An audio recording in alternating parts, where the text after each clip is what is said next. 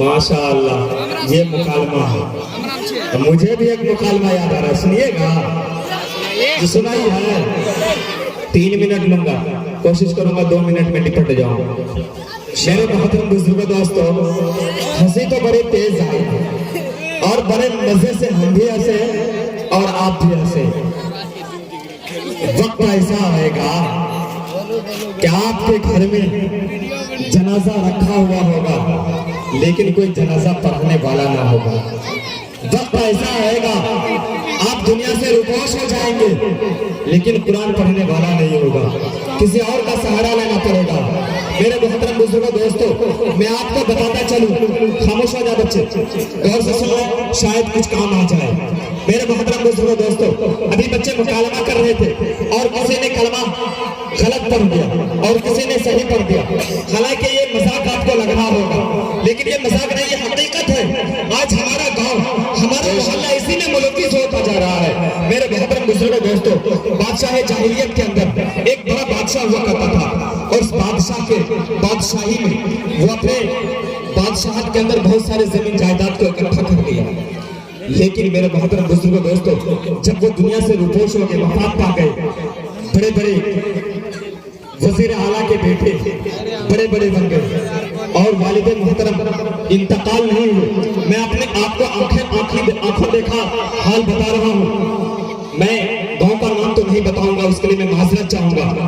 वालिद मोहतरम इंतकाल किए, जनाजा दरवाजे पे रखा हुआ है और बेटा हिस्सा के लिए मेरे दुकान पे पहुंच गया कि हाफिज साहब मुझे ये बता दीजिए कि मेरे वालिद मोहतरम के जो खाता में पैसा है वो कैसे निकलेगा।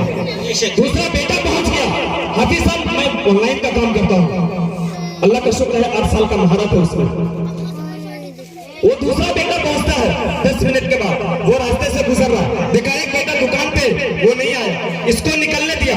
दूसरा पहुंच गया, बोला हाफिज साहब मुझे ये बताइए मेरे वालिद मोहतरम के इंश्योरेंस का पैसा 16 लाख है, वो कैसे निकलेगा। वालिद मोहतरम का जनाजा 10 मिनट नहीं हुआ है और वालिद मोहतरम के पैसे का जो है बंटवारा किया जा रहा है। ये हमारे कौम का हाल। मेरे मोहतरम बुजुर्ग दोस्तों, बादशाहियत जहालत के अंदर जो है एक बादशाह था, जब उनका इंतकाल हो गया तो उनके 3 बेटे थे। एक बेटे ने कहा मेरे वालिद मोहतरम बहुत सारे जायदाद छोड़ के गए हैं, बड़े बड़े मकान छोड़ के गए हैं, बड़े बड़े जो है खेती बाड़ी छोड़ के गए हैं, बड़े बड़े जो रुपया पैसा छोड़ के गए हैं। मेरे मोहतरम बुजुर्ग दोस्तों, एक बेटे ने सोचा मैं अपने वालिद मोहतरम के लिए कुरान पढ़वा दूं। वो उस जमाने के अंदर मौलवी साहब को ढूंढने चले, पता चला इस बदजुबान से निकलकर मधेपुरा की जमी पे पहुंचा और वहां से एक मौलवी साहब को पकड़ के लाया और उनको कहा गया आप मेरे यहाँ चलिए, मेरे वालिद मोहतरम के लिए कुरान पढ़िए। मेरे मोहतरम बुजुर्गों दोस्तों, वो मौलवी साहब थे नहीं, उन्होंने कहा कि मुझे पैसा कितना मिलेगा। वो कुर्ता पजामा में चले आए थे, कुर्ता पजामा में देखा, सोचा मौलवी साहब है, बोले कितना पैसा मिलेगा।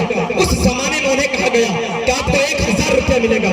वो चले आए और कुरान पढ़ने के लिए उनको लाया गया और कब्रिस्तान में अपने वालिद मोहतरम के कब्र के पास बैठा दिया गया।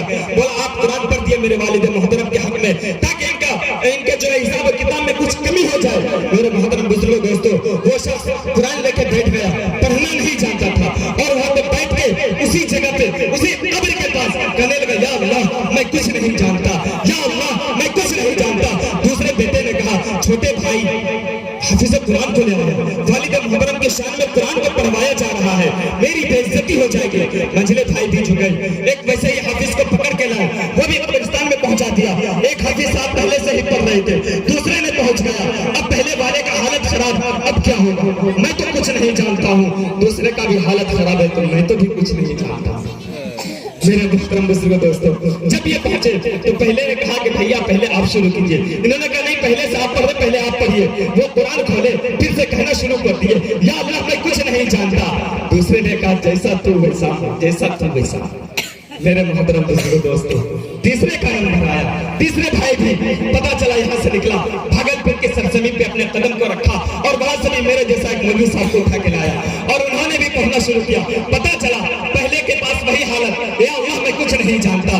दूसरे का हालत है जैसा तू वैसा मैं। तीसरे ने कहा भाई ऐसी गाड़ी कब तक चलेगी, ऐसी गाड़ी कब तक चलेगी। चौथे भाई चौथे मौलवी साहब को लाया और चौथे का भी वही हाल, और जब चारों मिलकर पढ़ने लगे तो पहले कहने लगा या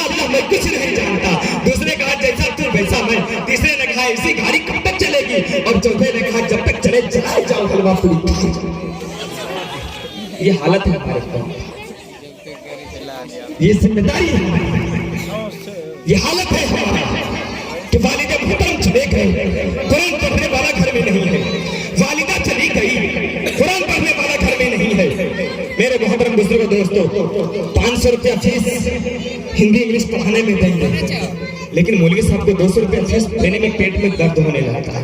लेकिन कल क़यामत के दिन यही बच्चा आपकी शिफात करे, कल क़यामत के दिन यही बच्चा आपको जन्नत में ले जाने का हकदार बनेगा। मेरे मोहतरम बुजुर्ग दोस्तों, ये आपका हक बनता है। और आपने देखा है, अभी आप मुकालमे में सुने कि नाम पूछा तो पता नहीं क्या नाम बताया था, मंटू संटू। बुध को रखा बुधवा, जुमेरात को रखा जुमराती, मंगल को रखा मंगड़ू, बजा लो डमड़ू। ये हक है। मेरे मोहतरम बुजुर्ग दोस्तों, ध्यान रखना, ध्यान रखना, नाम का खास असर करता है मेरे दोस्तों। और अगर बच्चे का हक आपके ऊपर है तो आपका भी सबसे पहला हक है कि आप अपने बच्चों का सही नाम रखें। अगर नहीं रखेंगे तो कल क़यामत के दिन आपकी पकड़ हो जाएगी। मेरे मोहतरम बुजुर्ग दोस्तों, चलिए, वक्त ये इजाजत नहीं दे रहा है कि मैं आपकी बात करूं। वक्त की नज़ाकत को देखते हुए मैं आपके हवाले करने जा रहा हूं। 2-3 बच्ची हैं, मैं उनको आपके हवाले कर दूं। हज़रत किसी का नाम बता रहे हैं, अफसाना परवीन को पाएंगे और कम वक्त में हमसे हज़रत से मरहबा मुझल्ला फरमाएंगे। मैं उनका सरशार के साथ इस्तकबाल करने जा रहा हूं कि शीशे का दिल लेकर पत्थरों के साथ बैठे हैं। बड़े दर्द के साथ आपके साथ मैं बात करता हूं कि शीशे का दिल लेकर पत्थरों के साथ बैठे हैं। अरे न जाने हम किन उलझनों के साथ बैठे हैं। हकीकत बात मैं बताऊं, कसम खुदा की बड़ी मोहब्बत है आपकी। आप लोग खड़े होकर सुन रहे हैं, मेरे आने का मिजाज नहीं था।